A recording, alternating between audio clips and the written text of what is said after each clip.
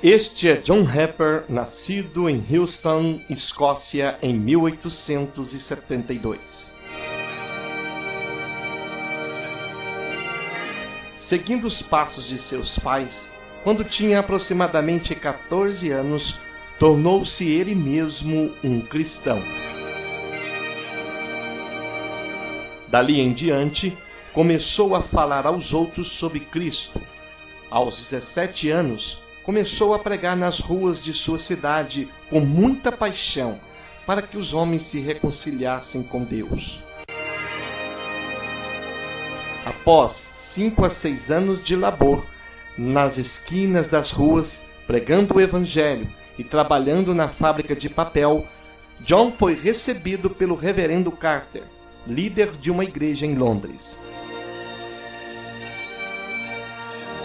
O reverendo fez uma proposta para Harper: trabalhar em tempo integral na obra de Deus. Com isso, ele ficaria livre para devotar seu tempo e energia à obra que o seu coração tanto amava, o evangelismo.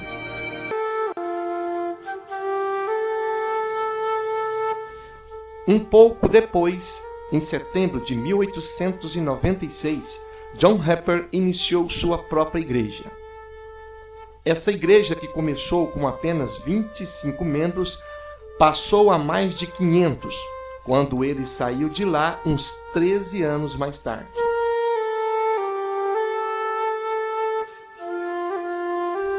Durante o tempo em que pastoreou essa igreja, ele casou-se e ficou viúvo. Antes de perder sua esposa, Deus lhe entregou uma bela menina chamada Nana. A vida de John Harper foi agitada. Ele quase morreu afogado várias vezes. Quando tinha 2 anos e meio de idade, caiu num poço, mas foi resgatado e reanimado por sua mãe. Aos 26 anos, foi arrastado mar adentro por um vento reverso e quase morreu. E aos 32 anos, viu de frente a morte no mar Mediterrâneo, quando estava num barco com o casco rachado. Na verdade, esses contatos com a morte parecem ter apenas confirmado John Harper em seu zelo pelo evangelismo, algo que o marcou pelo resto dos dias de sua vida. Enquanto pastoreava sua igreja em Londres, John Harper continuou seu evangelismo fervoroso e fiel.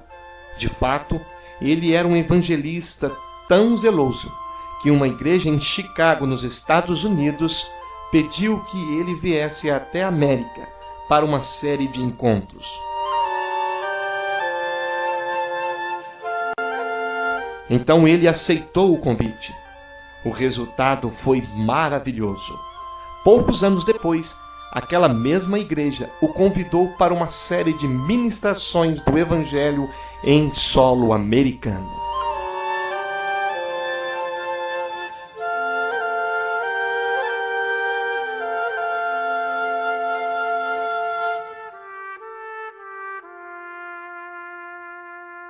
E assim, mais uma vez, aquele pregador fervoroso estava com uma nova missão: levar a mensagem de Jesus novamente ao novo continente.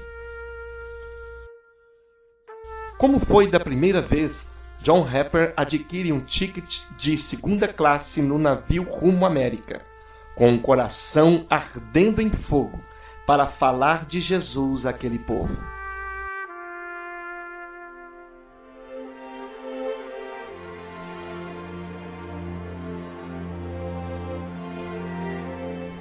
Tudo pronto para a viagem.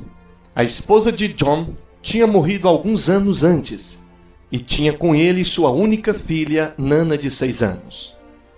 Durante a viagem, os passageiros se divertem da melhor forma possível, já que a viagem é bastante longa.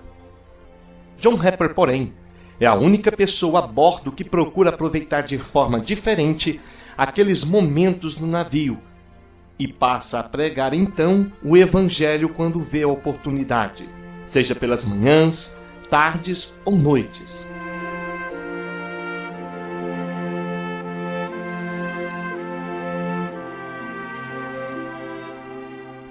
Até mesmo nas madrugadas, o apaixonado evangelista não perdia tempo.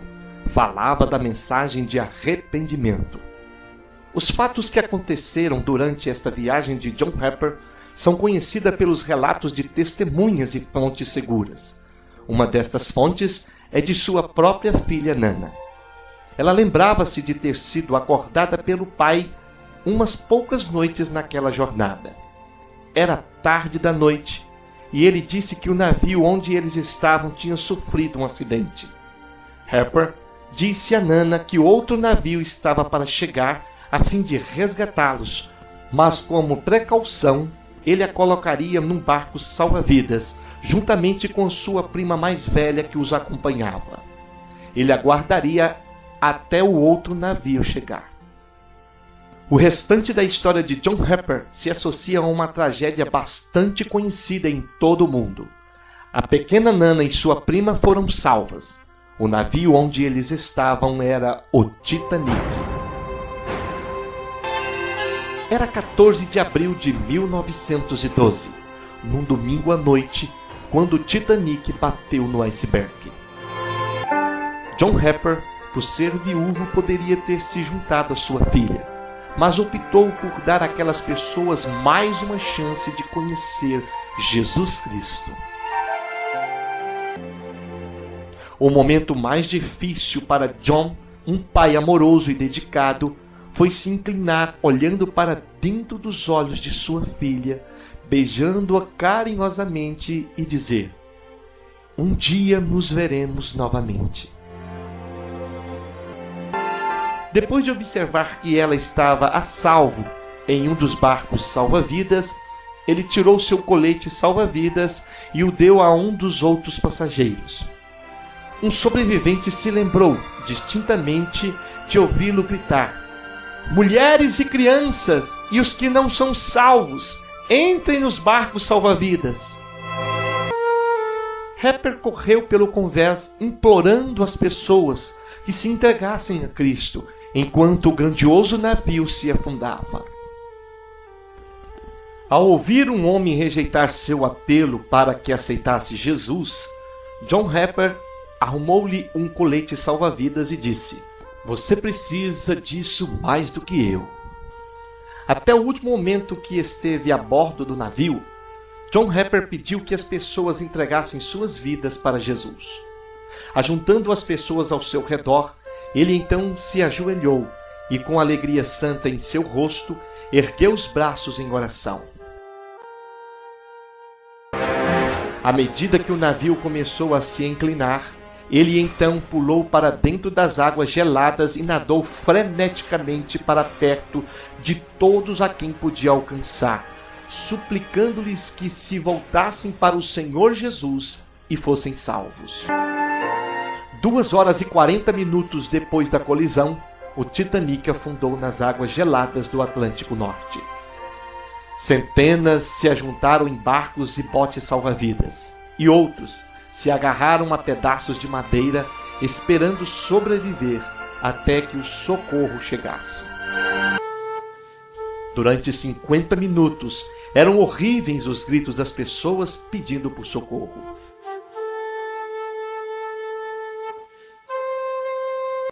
Durante este tempo, um jovem agarrado a uma tábua chegou perto de John Harper. O evangelista, que estava se debatendo na água, perguntou: "Você é salvo?" O jovem respondeu: "Não." John Harper pronunciou as palavras da Bíblia: "Crer no Senhor Jesus Cristo e será salvo." Antes de responder, o pregador sumiu em meio à escuridão. Mais tarde, a correnteza os aproximou novamente. Mais uma vez, Harper, que estava morrendo, fez de novo a pergunta: "Você é salvo?" E mais uma vez ele respondeu: "Não." John repetiu as palavras de Atos 16:31. "Crer no Senhor Jesus Cristo e será salvo." Depois disso, John, aos 39 anos, desapareceu nas águas geladas do Atlântico numa noite estrelada, porém sem luar, para sempre. O único motivo de sabermos deste fato foi que numa reunião de oração em Ontário, no Canadá, alguns meses depois, um jovem escocês caiu aos prantos e contou a história extraordinária de como ele se converteu a Cristo por intermédio daquele homem de Deus chamado John Harper. Águila Webb se tornou o último convertido de John Harper. John mergulhou na morte com desprendimento total, sabendo que estaria entre os passageiros perdidos, mas ele tinha certeza absoluta de que seu nome estaria na lista dos salvos, diante do trono de Deus. Nana Harper e a prima de John, Jess, voltaram para a Inglaterra. Nana decidiu seguir os passos de seu pai, tornando-se uma serva fiel ao Senhor. Ela morreu em 1986, aos 80 anos.